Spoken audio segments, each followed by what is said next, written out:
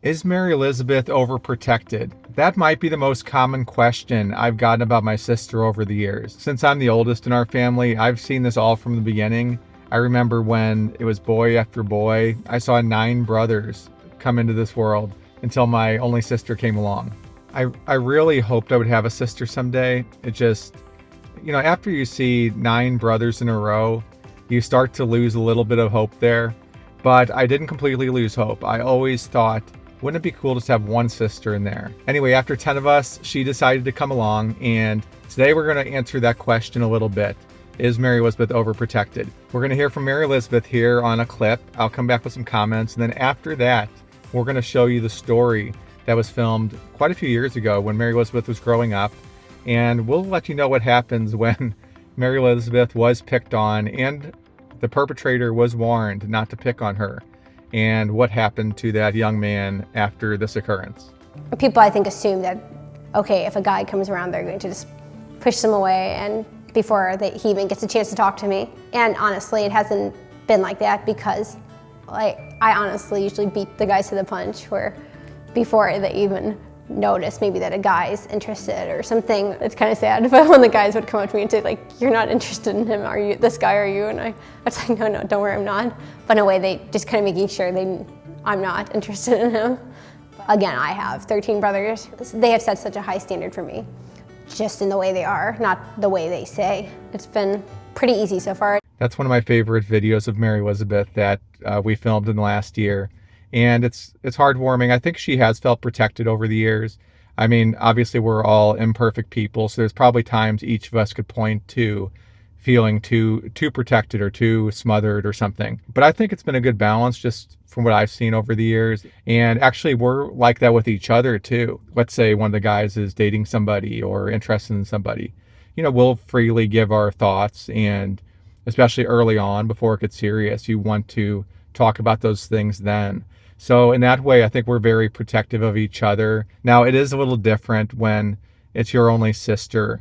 Something in a man or even a boy when he's growing up, there's something in us that makes us want to protect women, and especially our little sisters. I mean, that's just deep, deep in us. So we would all, of course, give our life for Mary Elizabeth in a second. And now that we have all of our sisters-in-law, we feel the same way. We just have it multiplied. There is a certain amount of protectiveness. And, as you'll see in this clip, that even goes to when it's a brother messing with our sister. And this is, I think, I have some thoughts on this, but I don't want to spoil it. So I'm going to let you see it. And then I'm going to come back on the other end of this and get your thoughts on it and share mine as well. A lot of people have asked me whether Mary Elizabeth is a real girly girl or a tomboy, and she's really kind of a combination of both. She'll be out there playing football with the boys and doing good. She's a fast runner and she's got a lot of speed. But then the next moment you'll see her in a dress and twirling around and being all girl. Just by reality, she has to wait in line like everyone else, and she has to go through the school of hard knocks. You have to actually wait your turn to talk. You can't interrupt. You're not going to be spoiled.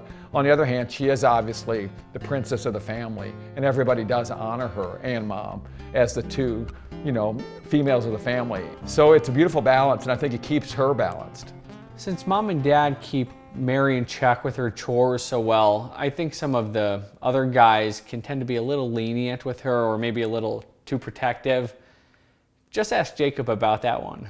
I think I was washing dishes and I was kind of teasing Wizzy with a towel. I think I was whipping her with a dish towel, just kind of playfully. Mary came and told me what happened, so I warned Jacob, if you do this again, I'm going to take you and throw you in the pond.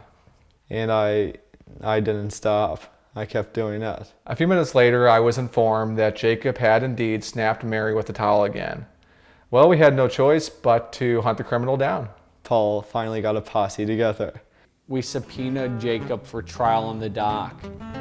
He was given a speedy trial, and to help speed things along, we only let the prosecution speak. He was found guilty, was sentenced, and the sentence was carried out without hesitation. After Jacob was thrown into the pond, I felt kind of bad since I kind of dared him to stamp me with a towel. So I guess it's kind of my fault too. From the moment she was born, we began taking applications for potential suitors.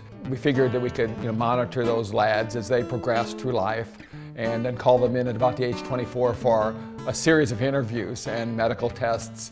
And that process is underway now. Whoever's really interested in Mary Elizabeth is going to have to be really brave or really dumb.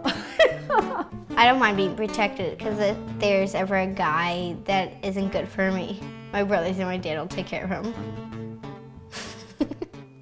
You know, it's funny watching that clip again today. It's been years since I watched that.